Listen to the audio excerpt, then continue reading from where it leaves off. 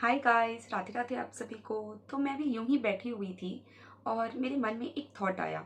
Actually क्या है ना, हम लोग जस्ट ऐसे न्यूज़ वगैरह स्क्रॉल कर रहे थे तो काव्या के पापा ने मुझे बताया कि कल यानी कि 3 सितंबर 2025 को हमारे बिलासपुर शहर में, जो कि छत्तीसगढ़ में है, इतनी बारिश हुई है कि पिछले 18 सालों में ऐसी बारिश पहली बार हुई है। मैं बिलासपुर की बात बता रही हूँ।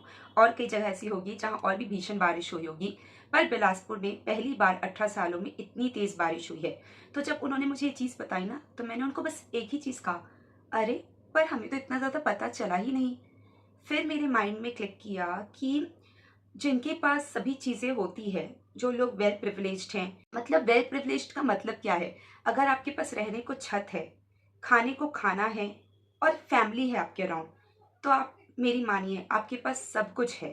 पता है आपको सब कुछ है, क्योंकि हमें उस चीज़ का उतना एहसास नहीं हुआ। हमें कब एहसास होता है? जब हम हमारे कपड़े बाहर सूख रहे होते हैं कि चलो कपड़े अंदर ले आते हैं, बारिश हो रही है। ज़्यादा से ज़्यादा क्या होता है? लाइट गोल हो जाती है, ठीक है? पर आजकल उसका भी ऑल्टरनेटिव आ गया है, हम इन्वर्टर लगवा लेते हैं, ठीक है?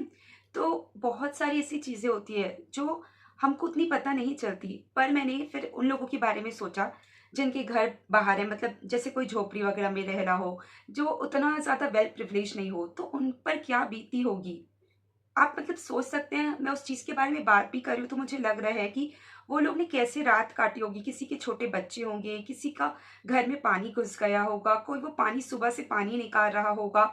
हमारा तो रूटीन सेम चलता है ना, तो हमें भगवान को शुक्रिया अदा करना चाहिए कि हमारे पास भगवान ने सब कुछ दिया है और कभी कंप्लेन नहीं करनी चाहिए।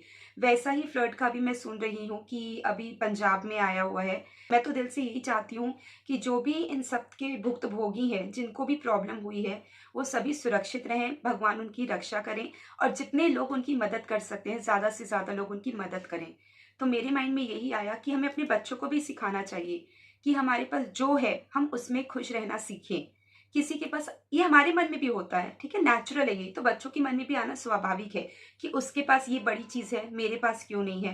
तो आप पहले कल ही मैं काव्य को समझा रही थी कि काव्य, आप ये मत सोचो कि आपके पास क्या नहीं है, आप ये सोचो कि आपके पास क्या है, क्योंकि जो आपके पास है शायद वो किसी और के पास नहीं है कि नहीं? तो हमें उस चीज़ की वैल्यू होनी चाहिए। तो ये मेरे माइंड में ऐसे ही आया कि मुझे लगा कि मैं अगर आपके साथ शेयर करूँगी, तो शायद जैसे मेरे माइंड में आया, आपके माइंड में भी आ सकता है।